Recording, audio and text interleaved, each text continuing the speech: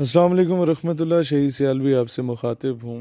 یہ اسرائیل کے شہر تل ابیب کا منظر ہے، اور یہ بچہ یہودی ہے جہاں اسلحہ چلانے کی ٹریننگ پر ہر سکول میں لازم قرار دی گئی ہے، اور اس کے ساتھ ہی یہ بچے کے لیے ٹریننگ لینا لازم اس لیے ہے کہ اسے بتایا جاتا ہے کہ تم نے بیت المقدس، مسجد الاقصی مسلمانوں سے صحیح اور حقیقی معنوں میں چھڑوانی ہے۔ اور ہمارے ہاں گھروں سے اسلحہ ہٹا کر دہشت گردی قرار دے دیا گیا، ہماری نسلوں کو برباد کرنے کے لیے ان کے ہاتھوں میں موبائل پکڑا دیا گیا، ان کی بیٹیوں کو نیم برہنہ حالت میں ٹک ٹاک پہ نچوایا گیا، اور بچوں کو کہا کہ جہاد کرنا ہے تو پب جی کھیلو۔ پھر یہ بات یاد رکھیں کہ ٹک ٹاک کے استعمال سے ہاں مثبت استعمال ہوتا ہے، لیکن اس کے استعمال سے بچہ مجاہد نہیں پیدا ہوتا۔ لہٰذا اپنی اولادوں کو اپنے اسلاف کے نقش قدم پر چلائیں، اور اسی میں امت کی بھلائی ہے۔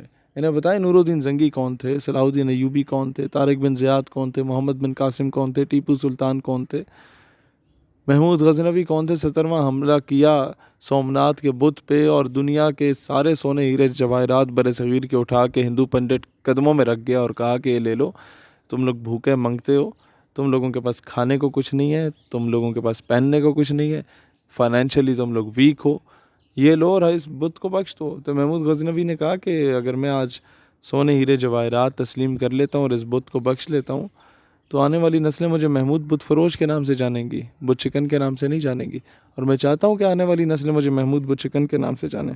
افسوس ہمارے بچوں کو سکھایا جا رہا ہے کہ اسلام امن کا درس دیتا ہے، اسلام امن کا پیام امن کے حالات میں دیتا ہے۔ بھائی جان، امن ہو تو اسلام امن کا درس دیتا ہے، لیکن یہ بتانا چاہیے کہ جب معاملہ مسجد الاقصی، بیت المقدس کی عزت کا ہو، کشمیری بہن کے سر کے دوپٹے کی عزت کا ہو، معصوم مظلوم مسلمانوں کی عزتوں کا ہو، تو اسلام تب غیرت کا درس دیتا ہے۔ اسلام از دا موسٹ پیسفل ریلیجن، لیکن اسلام اس کے ساتھ ساتھ یہ نہیں کہتا کہ ناموس رسالت اور ختم نبوت کا معاملہ ہو تو تم لوگ جو ہے وہ چوڑیاں پہن کے بیٹھ جاؤ۔ لہٰذا دوستان ذی وقار، کوشش کرو تمہارے بچے غیرت مند پیدا ہوں۔ یہ نسل ہم لوگ گوا چکے ہیں۔ میں لائق سے لائق کلاس روم میں گیا، بچوں سے پوچھا آپ میں سے کتنوں کا پتہ ہے کہ فلسطین ہمارا قبلہ اول ہے۔ افسوس کے ساتھ مجھے کہنا پڑتا ہے کہ ان 50 لائق بچوں میں سے 3 یا 4 کے ہاتھ کھڑے ہوتے ہیں، باقی سارے ایک دوسرے کی شکلیں دیکھ رہے ہوتے ہیں اور ہنس رہے ہوتے ہیں کہ پتہ نہیں یہ بندہ کیا سوال کر رہا ہے، عجیب سے سوال کر رہا ہے، قبلہ اول کا تو ہم نے کبھی نام ہی نہیں سنا۔ تو جب اس چیز کی امپورٹنس کا پتہ ہی نہیں ہوگا ہمارے بچوں کو، تو وہ کل کو محکموں میں، اداروں میں جب پہنچیں گے وہ کیوں اس کے لیے آنسو بہائیں گے؟ اللہ تعالیٰ دین اسلام اور وطن عزیز پاکستان کا حامی و ناصر ہو۔ پاکستان ہمیشہ زندہ باد۔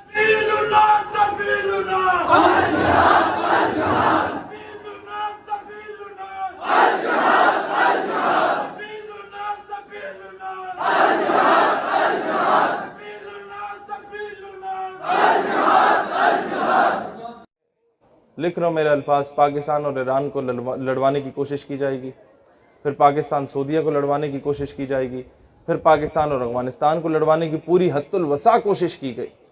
آپ کے میڈیا پہ بیٹھ کے آپ مسلم ممالک کے خلاف بکواس کر لیں، لوگ کہیں گے بلے بلے بلے پاکستان کی سالمیت کی بات ہو رہی ہے۔ ذرا سا انڈیا، امریکہ اور اسرائیل کے خلاف بات کریں نا تو کہیں گے ہیٹ سپیچ پھیلا رہے ہیں یا آپ نفرت پھیلا رہے ہیں۔ یہ اس طریقے کے یہودیوں کی اولادیں بیٹھی ہوئی ہیں جو ہمیں آ کے روک رہی ہوتی ہیں۔ یہ جو گورے چلے گئے نا، یہ اپنے غلام ان کالوں کو چھوڑ گئے ہمارے اوپر۔ پاکستان کے کسی ادارے کی پالیسی سے اختلاف ہو سکتا ہے، کسی جرنیل سے اختلاف ہو سکتا ہے، کسی وزیر سے اختلاف ہو سکتا ہے، کسی گورنر سے اختلاف ہو سکتا ہے، کسی وزیر اعظم سے اختلاف ہو سکتا ہے، صدر مملکت سے اختلاف ہو سکتا ہے، وزیر اعلیٰ سے اختلاف ہو سکتا ہے، اس کا گریبان پکڑو، لیکن پاکستان دھرتی ماں ہے۔ پاکستان تو ہم سب کا ہے، اس کے لیے تو ہم سب کے باپ دادا نے قربانیاں دی، اس کے لیے تو آپ سب میں سے کسی نہ کسی کا چاچا ماما تایا فوج کا سپاہی ہوگا جو بیچارہ بارڈر پہ بیٹھا ہوا ہے نا؟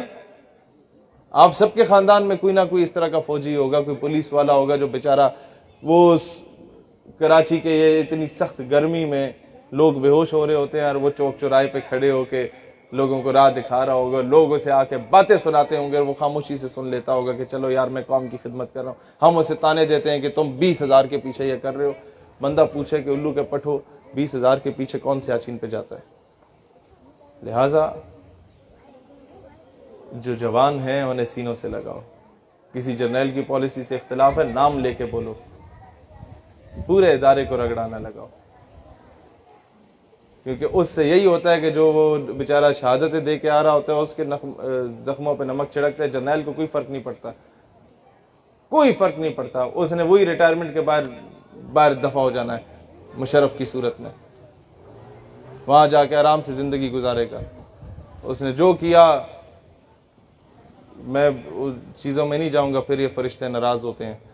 لیکن میں صرف اتنا بات کہنا چاہوں گا کہ پاکستان سے اگر مجھے محبت ہے تو اس وجہ سے نہیں ہے کہ یہ خطہ زمین ہے جہاں میں پلا بڑا, جہاں میں پیدا ہو گیا. نہیں, مجھے اس سے محبت ہے تو اس وجہ سے ہے کہ یہ وہ واحد ریاست ہے ریاست مدینہ کے بعد جو اسلام کے نام پہ حاصل کی گئی.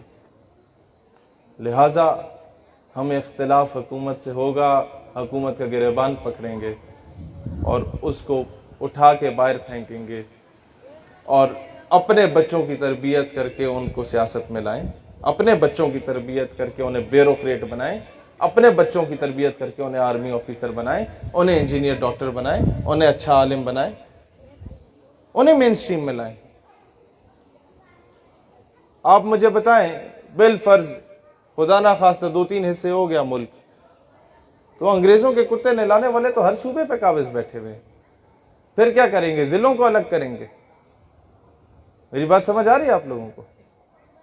یہ نواب وڈیرے تو وہی بیٹھے ہوئے ہیں. انہوں نے تو آپ کو بلوچستان میں بھی محروم رکھا, انہوں نے آپ کو پنجاب میں بھی محروم رکھا.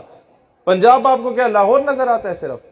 ساؤتھ پنجاب چلیں کسی دن میرے ساتھ, آپ بلوچستان کے ظلم بھول جائیں گے. وہاں کے جو جابر اور ظالم نواب وڈیرے اپنے عوام کے ساتھ وہ سلوک کرتے ہیں. انٹیریئر سندھ چلیں کبھی میرے ساتھ, وہاں کے جو یہ ظالم نواب وڈیرے حال کرتے ہیں نا وہاں کی معصوم عورتوں کے ساتھ, بیچاریوں کے ساتھ, جو بھٹوں پہ کام کرتی ہیں, جو بیچاری وہاں وہ لوگوں کی گندموں کو کاٹنے کے لیے کام کر رہی ہوتی ہیں. آپ بھول جائیں گے کہ بلوچستان میں کیا ہو رہا ہے. ہر جگہ کی ایک اپنی طویل داستان ہے.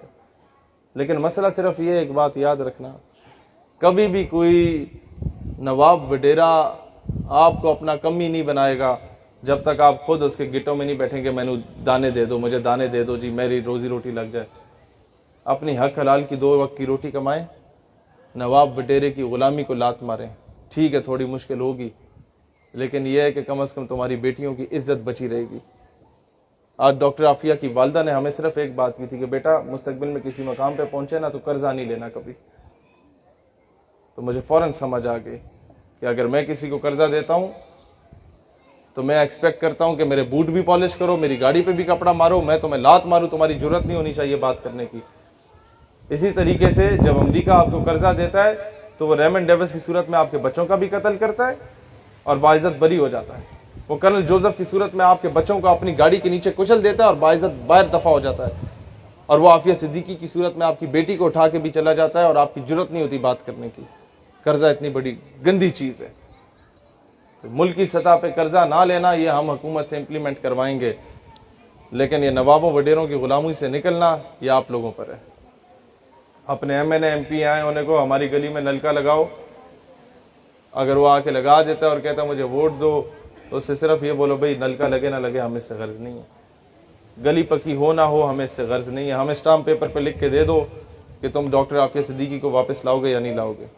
مجھے بتائیں نا قوم کی عزت جو ہے, میں آپ سے بہت سمپل سی مثال دیتا ہوں. ہمیں آ کے الو کے پٹھے بتاتے ہیں کہ جی ہم نے عافیہ صدیقی باہر دے دی تو ہم نے پیسے بھی تو بڑے لیے, پاکستان ترقی بھی تو کیا, ہم نے بڑے میگا پروجیکٹس کیے. بندہ آپ سے بولے جی اپنی بیٹی مجھے دے دو, میں اس کے ساتھ ظلم زیادتی کروں اور تمہیں میں 2 کروڑ دے دوں, تمہارے پاس تو 2000 بھی نہ ہو, اور آپ 2 کروڑ کا بڑا بنگلہ لے لیں, گاڑی لے لیں, سارا کچھ کر لیں, ایشی کریں, کلبز بارز میں جائیں, تو کیا دنیا آپ کو عزت دار شہری کہے گی؟ وہ کہیں گے بغیرت ہے, بیٹی کی دلالی کر رہا ہے.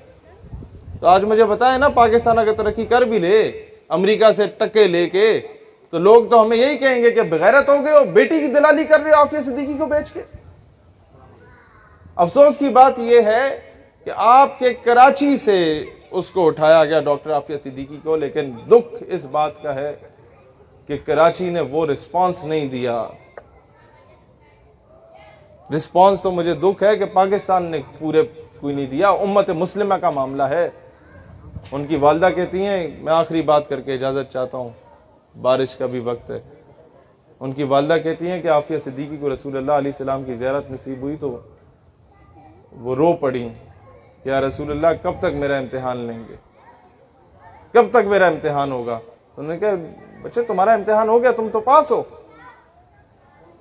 کہتے ہیں کیسے پاس ہوں، یہ تو مجھ پہ ظلم کر رہے ہیں، عدالتوں میں ننگا کر کے پیش کرتے ہیں اور کہتے ہیں کہ قرآن پاک کے اوپر چل کے آؤ امریکہ میں۔ کب تک امتحان ہوگا؟ کس کا امتحان ہو رہا ہے؟ اگر میرا امتحان میں پاس ہوں، رسول اللہ علیہ السلام نے فرمایا کہ امت کا امتحان ہے، یہ امت جاگے گی کہ نہیں جاگے گی؟ اگر یہ امت بیٹیوں پہ نہیں جاگتی نا تو پھر بھول جاؤ کہ کل ہمارے گھر میں بھی آ کے امریکہ دستک دے گا۔ یہ ذرا سے پڑوس میں 4-5 کلومیٹر کے فاصلے پہ ڈاکٹر عافیہ صدیقی کا گھر ہے، وہاں تک دستک دے سکتا ہے نا؟ ہم کچھ بھی نہیں، یہاں بھی دستک دے سکتا ہے۔ آؤ بیٹیاں پیش کرو، کیا کرو گے؟ بات وہیں پر آ کے ختم ہوگی۔ حمیت نام تھا جس کا، گئی تیمور کے گھر سے، بات وہیں پر آ کے ختم ہوگی کہ بیچ کے ہم کہیں گے مولانا صاحب دعا کر دیں قوم کی بیٹی واپس آ جائے۔ وزیر اعظم بھی دعا کر رہا ہوگا، میں بھی دعا کر رہا ہوں گا، بندہ کرسی ہے تمہاری، یہ جنازہ تو نہیں ہے، کچھ کر نہیں سکتے تو اتر کیوں نہیں جاتے؟ اللہ وطن کو جو میرے لوٹ رہے ہیں، یہ قوم کے غدار ہیں، مر کیوں نہیں جاتے؟ بندہ ان سے پوچھے کہ بھائی جان اگر آپ وزیر اعظم ہیں، یہ تو وہی بات ہوئی نا، بیچ کر تلواریں خرید لیے مسلح ہم نے، بیٹیاں لٹتی رہیں اور ہم دعا کرتے رہے اور کہتے رہے کہ جناب وہ اپنے آپ کو بہتر کر دو۔ یا جا کے ہمیں یہ جو دانیال بھائی بات بتا رہے نا، مرزا قادیانی کا سب سے بڑا ایم اینڈ آبجیکٹو آگے یہ تھا کہ جہاد کی روح کو ختم کر دو مسلمانوں کے اندر سے، انہیں بزدل اور بغیرت بنا دو تاکہ سلطنت برطانیہ کے خلاف نہ اٹھیں۔ 1857 کی جنگ آزادی کے بعد مرزا قادیانی کو لانچ کیا گیا تھا، اور اسی کے پیروکار جو قادیانی ہیں یا نہیں ہیں، لیکن اس کے نظریے پہ چلنے والے، کیونکہ اس کا نظریہ امپوز کر دیا گیا ہر جگہ پہ۔ لوگ آ جا کے ہم اگر عافیہ صدیقی صاحبہ کی بات کریں نا کہ انہیں رہائی دلواؤ، لوگ کہتے ہیں تمہاری داڑھی پوری نہیں ہے، تم جو ہو باشرہ نہیں ہو، تم پہلے خود کو بہتر کرو، اپنا اخلاق بہتر کرو، پھر عافیہ صدیقی کی بات کرو۔ میں نے کہا بھائی جان آپ کی بہن اگر کوئی اٹھا کے لے جائے تو پہلے کیا 40 دن تبلیغی دورے پہ جائیں گے، پھر جا کے بہن کو واپس لائیں گے؟ سمجھ رہے ہیں اس بات کو؟ لہذا ہر بندہ، آپ اگر عالم ہیں آپ اپنا رول پلے کریں، آپ اگر سپورٹس مین ہیں آپ اپنا رول پلے کریں، آپ اگر لکھاری ہیں اپنا کردار ادا کریں، آپ اگر کسی محکمے میں آپ اپنا کردار ادا کریں، آؤٹ آف دا وے جا کے آپ نے اپنا رول پلے کرنا ہو اپنے ملک کے لیے کریں۔ جہاں نظر آ رہا ہو کہ کوئی غداری ہو رہی ہے تو کھڑے ہو جائیں، نوکریاں نہ بچائیں، کہہ دیں کہ جناب ہماری بیلٹ یہ حاضر ہے، ملک کی عزت کو نہیں بیچیں گے، کہہ دیں جی یہ ہمارے رینکس حاضر ہیں، بس مزید قوم کی بیٹیاں نہیں بیچی۔